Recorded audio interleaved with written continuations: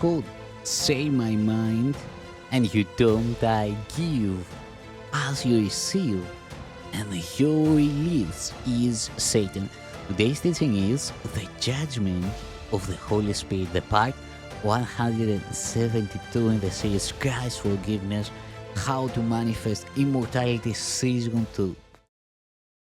You have been told not to make error real, and the way to do this is very simple. If you want to believe in error, you would have to make it real because it is not true. But truth is real in its own right. And to believe in truth, you do not have to do anything. Understand that you do not respond to anything directly, but to your interpretations of it. That is why analyzing the motives of others is hazardous to you. If you decide that someone is really trying to attack you or desert you or enslave you, you will respond as if he had actually done so, having made his error real to you. To interpret error is to give it power, and having done this, you will overlook truth. The analysis of ego motivation is very complicated, very obscuring, and never without your own ego involvement.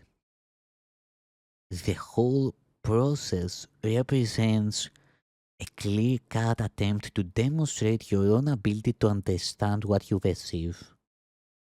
This is shown by the fact that you react to your interpretations as if they were correct. You may then control your reactions behaviorally, but not emotionally.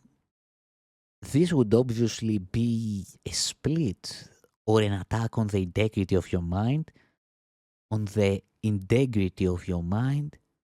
pitting one level within it against another.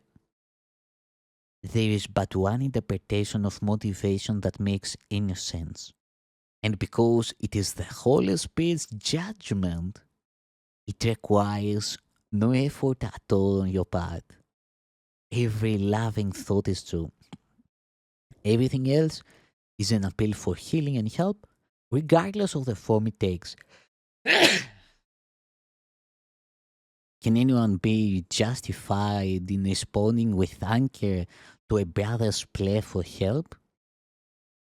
No response can be appropriate except the willingness to give it to him, for this and only this is what he is asking for. Offer him anything else, and you are assuming the right to attack his reality by interpreting it as you see fit. Perhaps the danger of this to your own mind is not yet fully apparent. If you believe that an appeal for help is something else, you will react to something else.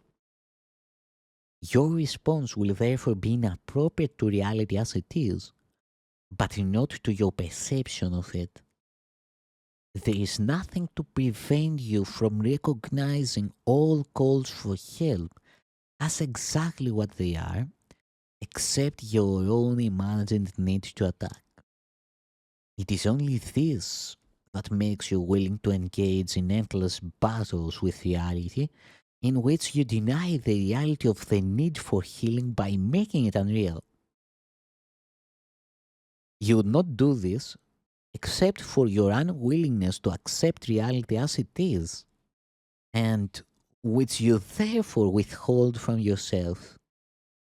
It is surely a good advice to tell you not to judge what you do not understand. No one with a personal investment is a reliable witness, for truth to him has become what he wants it to be. If you are unwilling to perceive an appeal for help as what it is because you are unwilling to give help and to receive it. To fail to recognize a call for help is to refuse help. Would you maintain that you do not need it? Yet this is what you are maintaining when you refuse to recognize a brother's appeal, for only by answering his appeal can you be helped. Deny him your help, and you will not recognize God's answer to you. The Holy Spirit does not need your help in interpreting motivation, but you do need His. Only appreciation is an appropriate response to your brother. Gratitude is due him for both his loving thoughts and his appeals for help, for both are capable of bringing love into your awareness if you perceive them truly. And all your sense of strain comes from your attempts not to do just this. How simple then is God's plan for salvation? There is but one response to reality, or reality evokes no conflict at all. There is but one teacher of reality who understands what it is. He does not change his mind about reality because reality does not change. Although your interpretations of reality are meaningless in your divided state, his remain consistently true. He gives them to you because they are for you. Do not attempt to help a brother in your own way, for you cannot help yourself. But hear his call for the help of God, and you will recognize your own need for the Father. Your interpretations of your brother's needs are your interpretations of yours. By giving help, you are asking for it. And if you perceive but one need in yourself, you will be healed. Or you will recognize God's answer as you want it to be. And if you want it in truth, it will be truly yours.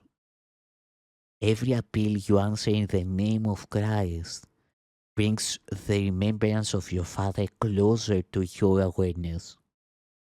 For the sake of your need, then, hear every call for help as what it is, so God can answer you. By applying the Holy Spirit's interpretation of the reactions of others more and more consistently, you will gain an increasing awareness that His criteria are equally applicable to you. For to recognize fear is not enough to escape from it. Although the recognition is necessary to demonstrate the need for escape, the Holy Spirit must still translate the fear into truth. If you were left with the fear once you had recognized it, you would have taken a step away from reality, not towards it. Yet we have repeatedly emphasized the need to recognize fear and face it without disguise as a crucial step in the undoing of the ego. Consider how well the Holy Spirit's interpretations of the motives of others will serve you then. Having taught you to accept only loving thoughts in others and to regard everything else as an appeal for help, He has taught you that fear itself is an appeal for help. This is what recognizing fear really means.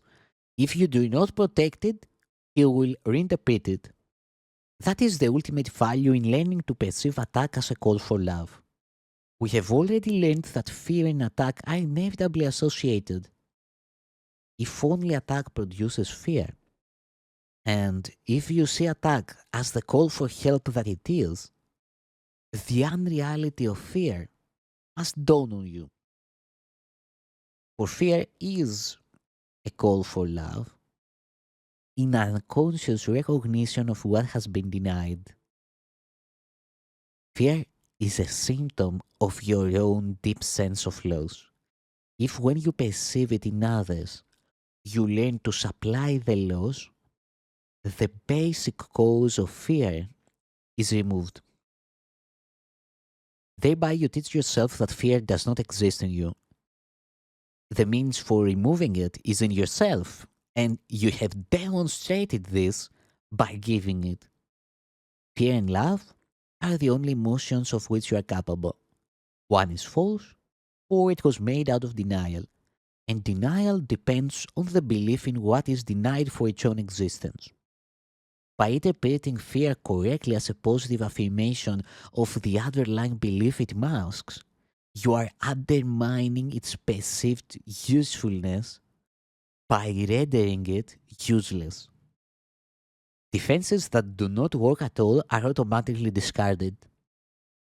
If you raise what fear conceals to clear cut unequivocal predominance, fear becomes meaningless. You have denied its power to conceal love, which was its only purpose. The veil that you have drawn across the face of love has disappeared. If you would look upon love, which is the world's reality, how could you do better than to recognize in every defense against it the other like appeal for it? And how could you do better? And how could you better learn of its reality than by answering the appeal for it by giving it? The Holy Spirit's interpretation of fear does dispel it, for the awareness of truth cannot be denied. Thus does the Holy Spirit replace fear with love and translate error into truth. And thus will you learn of Him how to replace your dream of separation with the fact of unity. For the separation is only the denial of union, and correctly interpreted attests to your eternal knowledge that union is true.